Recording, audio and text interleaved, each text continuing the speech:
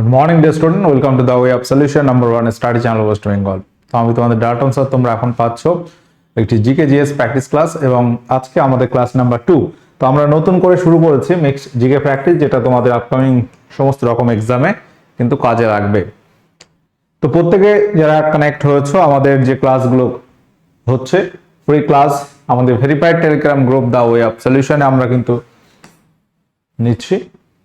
এখানে তোমরা প্রত্যেক ক্লাসের নোটিফিকেশন লিংক তোমরা পাবে টেলিগ্রাম গ্রুপে, এবং আমরা TWS একাডেমি এই অ্যাপে কিন্তু বিভিন্ন পরীক্ষা ওরিয়েন্টেড কিন্তু কোর্স করাচ্ছি, এবং এই অ্যাপ তোমরা প্লে স্টোর থেকে ডাউনলোড করতে পারছো। পেড কোর্স অপশানে গেলে আমাদের যে সমস্ত নতুন ব্যাচ শুরু হয়েছে তার মধ্যে গ্রাম পঞ্চায়েতের একটি ব্যাচ কিন্তু শুরু হচ্ছে আর কি 1 জুন থেকে।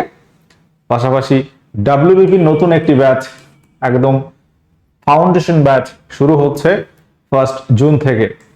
তো এটা আমাদের 2026-এর WBPর দ্বিতীয় ব্যাচ, সম্পূর্ণ লাইভ ব্যাচ, 5 মাস এর ডিউরেশন, এবং তোমরা এই ব্যাচের ভ্যালিডিটি পাবে 15 মাস, অর্থাৎ 1 বছর 3 মাস। এই ক্লাসগুলো তোমরা দেখতে পাবে। প্রত্যেকে যারা কানেক্ট আছো, তো আমাদের এছাড়াও আরো বেশ কিছু ব্যাচ চলছে মিসলেনিয়াসের, কম্বাইন্ড ফাউন্ডেশন, এই ব্যাচগুলো কিন্তু করানো হচ্ছে। তো আমরা এমসিকিউ প্র্যাকটিস করব, বিভিন্ন সাবজেক্ট ভিত্তিক প্রশ্ন এখানে কিন্তু থাকবে সব রকম সাবজেক্টে। Question number 1, the history of British India এই গ্রন্থটির লেখক কে? The history of British India গ্রন্থটির লেখক কে? মেকেলে, মেটকাপ, জেমস মিল নাকি বেনথাম?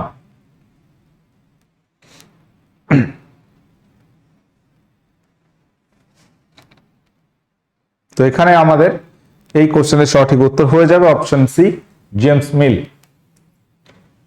জেমস মিল 1817 সালে the history of British India লিখেছিলেন। তিনি একজন স্কটিশ ইতিহাসবিদ, অর্থনীতিবিদ এবং দার্শনিক ছিলেন। কোশ্চেন নাম্বার 2, পশ্চিমবঙ্গের বৃহত্তম শিল্প অঞ্চলের নাম কি? অপশন এ দুর্গাপুর শিল্প অঞ্চল, অপশন বি আসানসোল দুর্গাপুর শিল্প অঞ্চল, অপশন সি হুগলি শিল্প অঞ্চল, অপশন ডি হলদিয়া শিল্প অঞ্চল।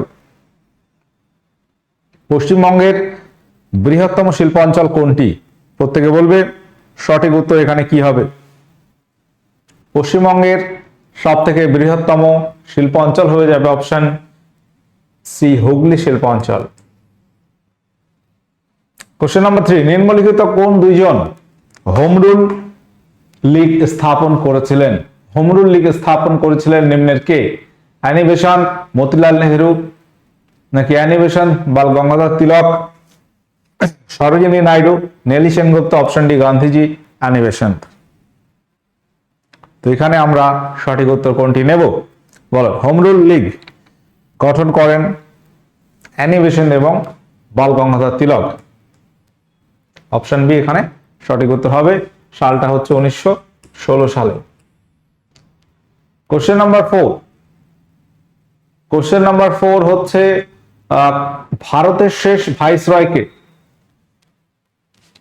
ভারতের শেষ ভাইসরয় কে? সঠিক উত্তর কি হবে বলো? Option A Chakravarti Rajagopalachari, option B Lord Wavell, option C Lord Mountbatten, option D Robert Clive.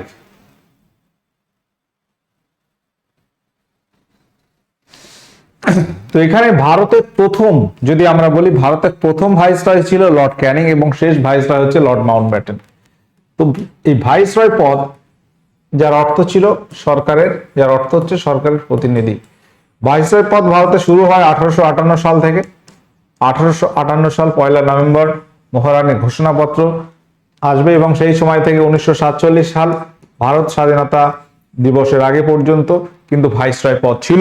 এই ভাইসরয় পদ তাহলে 47 সাল 14 আগস্ট কিন্তু বন্ধ হয়ে গেছে, এবং স্বাধীন ভারতের যে পদটা শুরু হয়েছিল স্বাধীন ভারতের গভর্নর জেনারেল, এবং লর্ড মাউন্টব্যাটেন স্বাধীন ভারতের প্রথম গভর্নর জেনারেল ছিলেন, এবং স্বাধীন ভারতের শেষ গভর্নর জেনারেল হচ্ছে চক্রবর্তী রাজা গোপালাচারী। তিনি প্রথম ভারতীয় হিসেবে গভর্নর জেনারেল হয়েছিলেন এবং শেষ গভর্নর জেনারেল স্বাধীন ভারতের। ওকে, এবং তারপর রাষ্ট্রপতি পদ শুরু হবে 26শে জানুয়ারি 1950 সাল থেকে রাষ্ট্রপতি পদ শুরু হবে, গভর্নর জেনারেল পদটা কিন্তু আর থাকবে না।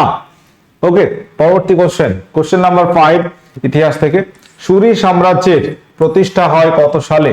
সুরি সাম্রাজ্য এটা কে প্রতিষ্ঠা করেছিলেন? সুরি সাম্রাজ্যের ইতিহাস আমরা পাচ্ছি কবে থেকে? সুরি সাম্রাজ্যের ইতিহাস আমরা পাচ্ছি 1540 সালে। তো সুরি সাম্রাজ্যের প্রতিষ্ঠাতা শেরশাহ সুরি। প্রতিষ্ঠাতা হচ্ছে ফরিদ খাঁ সুর বা শেরশাহ। শেরশাহ হচ্ছে এই সাম্রাজ্যের প্রতিষ্ঠাতা। এই সাম্রাজ্য হচ্ছে 1540 সাল হুমায়ুনের সঙ্গে কনৌজ বা বিলগ্রামের যুদ্ধে শেরশাহ হুমায়ুনকে পরাজিত পরাস্ত করছেন। হুমায়ুন কিন্তু পালিয়ে যান, ঠিক আছে, রাজ্য ছেড়ে। তো এখান থেকে শেরশাহ শুরু করছে সুরি সাম্রাজ্য, যদিও এই সাম্রাজ্য বেশি দিন স্থায়ী ছিল না। 1555 সালে এই সাম্রাজ্য পতন হয়ে যায়, অর্থাৎ দিল্লিতে মুঘল সাম্রাজ্য সূচনার 10-15 বছর পরে, অর্থাৎ 1526-এ শুরু হচ্ছে। 40 সালে কিন্তু শেরশাহ ক্ষমতা দখল করে নেবে, হুমায়ুন পারস্যে পালিয়ে যাবে। তো তার পরবর্তী সময় দেখা যাবে শেরশাহ 1545 সালে মারা যায় এবং তারপর তার পুত্র জাহান খান ইসলাম শাহ বেশ কয়েক বছর রাজত্ব করে এবং 1555 সালে সিরহিন্দের যুদ্ধে সেকেন্দার সুরকে হুমায়ুন পরাস্ত করবে, দিয়ে ক্ষমতা পুনরায় দখল করবে। ঠিক আছে, তাহলে এখানে মোগল সাম্রাজ্য আবার পুনঃপ্রতিষ্ঠা হবে এই 1555 সালে গিয়ে। কোশ্চেন নাম্বার 6, পিটস ইন্ডিয়া অ্যাক্ট কত সালে চালু হয়? পিটের ভারত শাসন আইন কত সালে প্রবর্তিত হয় বা চালু হয়? কোশ্চেন নাম্বার 6, এখানে সঠিক উত্তর কি হবে? 1764, 1784, 1884, 1794। যে অপশনগুলো আছে বলো কি হবে এখানে সঠিক উত্তর? পিটের ভারত শাসন আইন এটি কবে চালু হয় বা কার্যকরী হয়?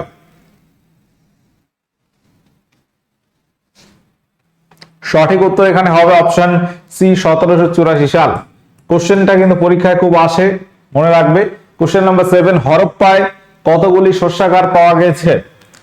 হরপ্পা সভ্যতা, হরপ্পা একটি কেন্দ্র আমরা জানি ভারতবর্ষে 1921 সালে আবিষ্কৃত হয়েছিল হরপ্পা বা সিন্ধু সভ্যতা, এবং হরপ্পা কেন্দ্রটি, হরপ্পা কেন্দ্র আবিষ্কার করেন দয়ারাম সাহানি, এবং পরবর্তী বছরে আমরা দেখব 1922 সালে মহেঞ্জোদারো আবিষ্কার করেছিলেন রাখাল দাস বন্দ্যোপাধ্যায়।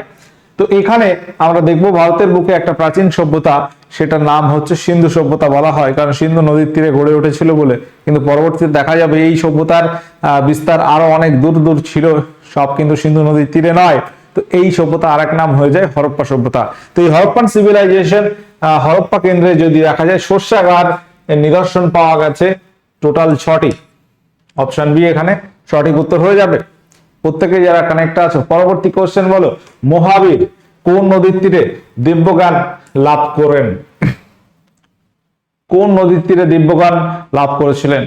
তো আমরা জানি গৌতম বুদ্ধ 29 বছর বয়সে গৃহত্যাগ করেন, যেটাকে আমরা মহাভিনিষ্ক্রমণ বলে থাকি, এবং তিনি একটা বোধিবৃক্ষ অশ্বত্থ গাছের নিচে উপাসনা করেছিলেন, সেটা গৌতম বুদ্ধ। আর পাশাপাশি মহাবীরের ইতিহাস যদি আমরা দেখি, তিনি জৈন ধর্মের 24তম তীর্থঙ্কর আমরা জানি, তিনি হচ্ছে লাস্ট বা 24তম তীর্থঙ্কর।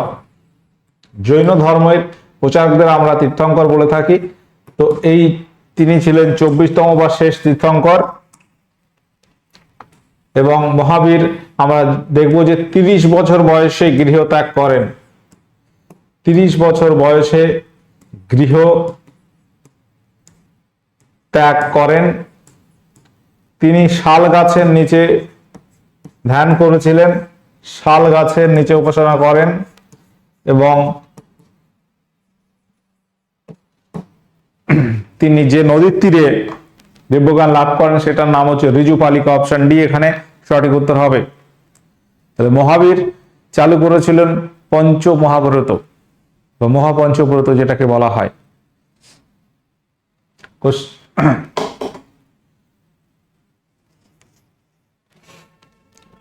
তো এখানে আর যে ইনফরমেশন গুলো আছে আমরা দেখব যে প্রথাগত বিশ্বাসে আমরা যদি দেখি, তিনি প্রায় 12.5 বছর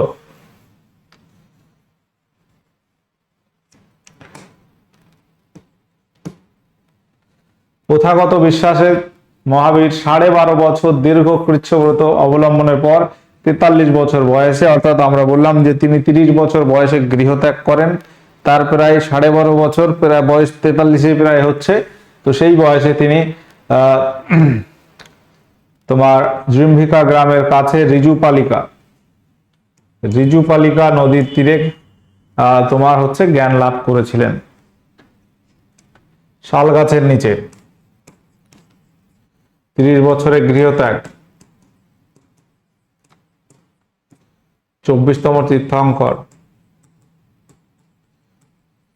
জৈনদের তাহলে টোটাল 24 জন তীর্থঙ্করের মধ্যে মহাবীর হচ্ছে 24তম, 23তম পার্শ্বনাথ, প্রথম ছিল ঋষভনাথ বা আদিনাথ বা ঋষভদেব। এটা কিন্তু মাথায় রাখবে। জৈনদের ধর্মগ্রন্থ হচ্ছে দ্বাদশ অঙ্গ। জৈনরা কৃষিকাজ করতো না, কারণ তারা সর্বপ্রাণবাদে বিশ্বাসী ছিল। কৃষিকাজ করতে গেলে কীট পতঙ্গ মারা যাবে, সেই জন্য তারা কৃষিকাজ করতো না, তারা বেশিরভাগ ব্যবসা বাণিজ্য করত। ভারতের সব থেকে বৃহত্তম জৈন মন্দির কোথায়? রাজস্থানের মাউন্ট আবুতে। মন্দিরটার নাম তোমরা বলবে। কোশ্চেন নাম্বার 9, 5 ইনোজেন এটি কোথায় থাকে? অগ্নাশয়, যকৃতে, রক্তরসের সিরামে। 5 ইনোজেন এটা একটা রক্তের অংশ, আমরা জানি। এটা রক্তের কোন অংশে থাকে? অগ্নাশয় তো হবে না, যকৃৎ হবে না, রক্তরস সিরামের মধ্যে আমরা যদি বলি রক্তরসে থাকে। অপশন সি এখানে সঠিক উত্তর হবে। কোশ্চেন নাম্বার 10 বলছে একমাত্র কোন গভর্নর জেনারেলকে বা ভারতের মাটিতে হত্যা করা হয়? কোন গভর্নর জেনারেল বা এখানে যেগুলো আছে সব ভাইস রয়, কোন ভাইস রয়কে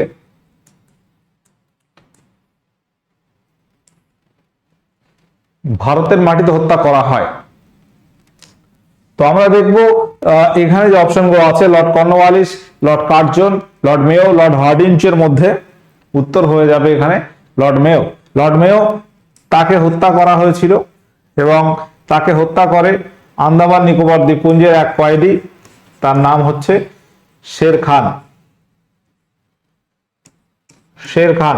তিনি আন্দামান নিকোবর জেলে যে সেলুলার জেল আছে সেখানে ভিজিট করতে গিয়েছিলেন। তো শের আলী বা শের খান তাকে হত্যা করেছিল।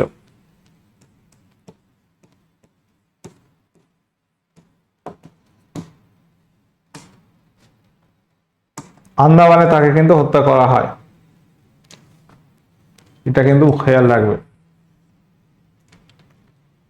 কোশ্চেন নাম্বার 11 বলছে ভারতে কিরূপ নাগরিকত্ব স্বীকৃত হয়েছে বা স্বীকৃত আছে? দ্বিনাগরিকত্ব, এক নাগরিকত্ব, কেন্দ্রীয় নাগরিকত্ব নাকি রাজ্য নাগরিকত্ব? তো ভারতে কি রকম নাগরিকত্ব স্বীকৃত আছে? তো এখানে সঠিক উত্তর হবে অপশন কি হবে? অপশন বি, এক নাগরিকত্ব সঠিক উত্তর হয়ে যাবে। কত নম্বর সংবিধান সংশোধনীর দ্বারা সিকিম ভারতের অঙ্গরাজ্যে পরিণত হয়? সিকিম ভারতের রাজ্যের মর্যাদা পায় কোন সালে বলতে হবে। সিকিম প্রথম কিন্তু ভারতের অন্তর্ভুক্ত ছিল না। সিকিম পরবর্তীতে দেখব স্বাধীনতা অনেক পরে ভারতের অন্তর্ভুক্ত হয় এবং সিকিমকে একটি রাজ্যের ঘোষণা করা হয় 1975 সালে। এটা হয় 1975 সালে। আমরা দেখব 36তম সংবিধান সংশোধনী দ্বারা সিকিম ভারতের অঙ্গরাজ্যের মর্যাদা পেয়েছে। কোশ্চেন নাম্বার 12, এটা মনে রাখতে হবে সালটা কত, 1975 সাল। এটা কিন্তু পরীক্ষায় দেয়। পরবর্তী কোশ্চেনে আসবো কোশ্চেন নাম্বার 13, ভারতের সংবিধানের নিম্নলিখিত কোন ধারাটি আইনের দৃষ্টিতে সমতার অধিকার নিয়ে আলোচনা করে? আইনের দৃষ্টিতে সবাই সমান, অর্থাৎ সাম্যের অধিকার, এটা কোন ধারায় আছে? ধারা নম্বর 13, 14, 17, 18।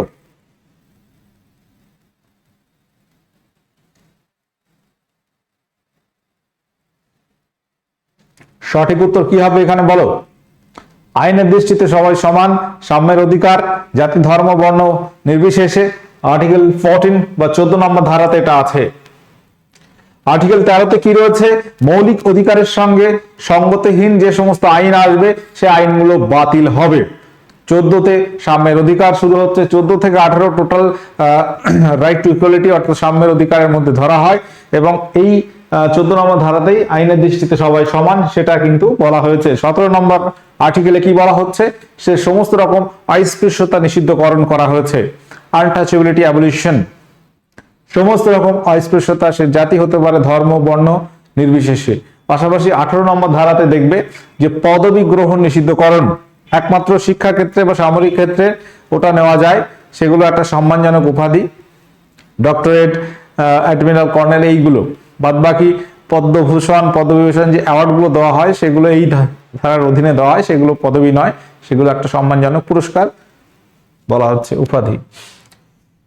পরবর্তী কোশ্চেন নাম্বার 14 বলছে ভারতের সংবিধানের 48-এর এ নং ধারায় অর্থাৎ আর্টিকেল 48-এ 48-এর এ ধারাতে কি বলা হচ্ছে,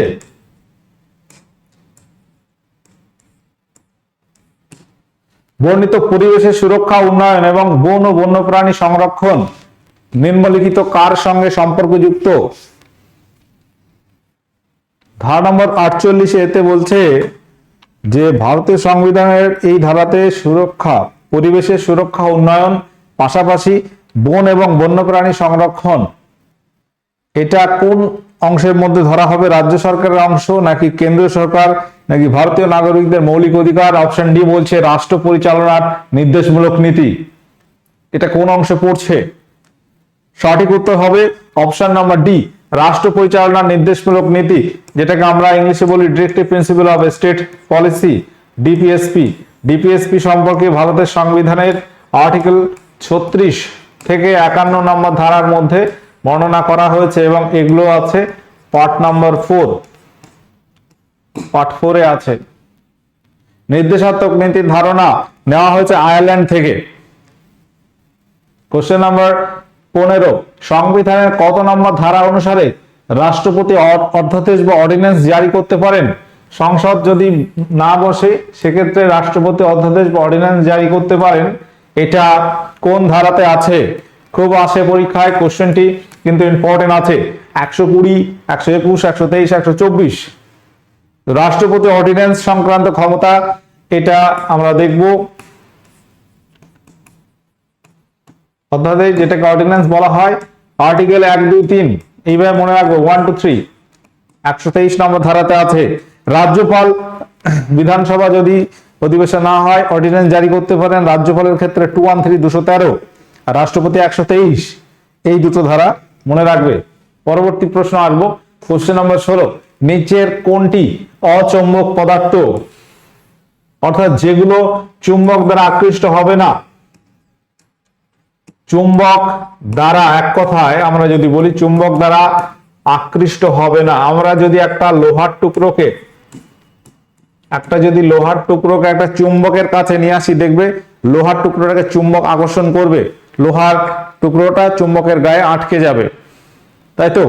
কিন্তু এরকমও অনেক পদার্থ আছে চুম্বকের কাছে নিয়ে যাও কোনো রিয়াকশন নেই, অর্থাৎ চুম্বক দ্বারা আকৃষ্ট হয় না, যেগুলোকে আমরা অচৌম্বক পদার্থ বলতে পারি। তুমি একটা প্লাস্টিক যদি লোহার চুম্বকের কাছে নিয়ে যাও, দেখবে আকর্ষণ করছে না।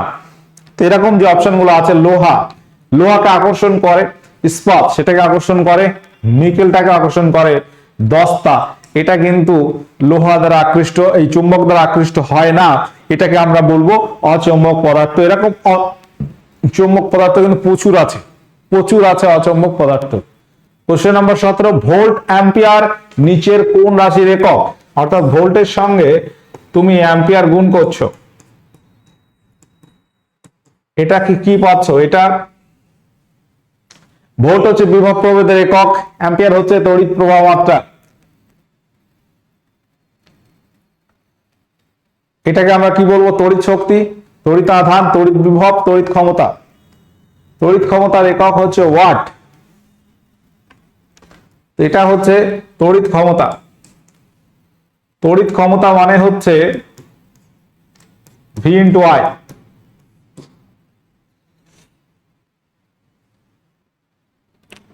আর তড়িৎ শক্তি এটা হচ্ছে V × I × T, অর্থাৎ সময়। ক্ষমতার সঙ্গে তুমি যদি সময় গুণ করো তুমি পাবে তড়িৎ শক্তি। তড়িৎ আধানের একক কুলম্ব, তড়িৎ বিভব ভোল্ট, তড়িৎ শক্তি V VIT সূত্র হচ্ছে ওটা, আর তড়িৎ ক্ষমতা V into I, volt into ampere. পরবর্তী কোশ্চেনে আসবো, কোশ্চেন নাম্বার 18। বদ্রীনাথ শহর এটা কোন নদীর তীরে অবস্থিত? উত্তর কি হবে? বদ্রীনাথ শহর এটা সঠিক উত্তর হবে অলকানন্দা নদীর তীরে অবস্থিত। অপশন এ এখানে সঠিক উত্তর হবে। Question number 19। আর্য মহিলা সমাজের প্রতিষ্ঠাতাকে? সঠিক উত্তর কি হবে? আর্য মহিলা সমাজের প্রতিষ্ঠাতাকে? দয়ানন্দ সরস্বতী নাকি অ্যানি বেসান্ত, পণ্ডিত রামাবাই, অপশন ডি বিনোবা ভাবে? কোশ্চেনটা বোঝা যাচ্ছে? একটা আছে আর্য সমাজ যার প্রতিষ্ঠাতা দয়ানন্দ সরস্বতী, আর এটা আর্য মহিলা সমাজ পণ্ডিতা রামাবাই। সালটা হচ্ছে 1882। 1882 সালে এই সমাজের প্রতিষ্ঠাতা দয়ানন্দ সরস্বতী।